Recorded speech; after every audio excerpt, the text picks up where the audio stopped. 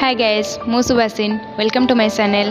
Please मो video को देखंतु आ भल लगे लाइक करेंगे आपण सांग मान शेयर करने को भूलें और सब्सक्राइब करने को तो जमा भी भूलें। Please subscribe my channel.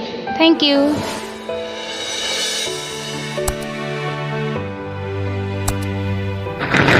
आजिर कविता आत्महत्यार कारण कौन। जड़े मते पचारिला आत्महत्यार कारण कौन।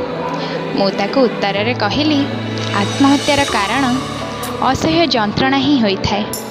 आत्महत्यार कारण अधिकांश प्रेम ही होता है। कारण सबु दुख मन भूली जाइपारे हेले प्रेमर दुख मन केबे भूलेनी।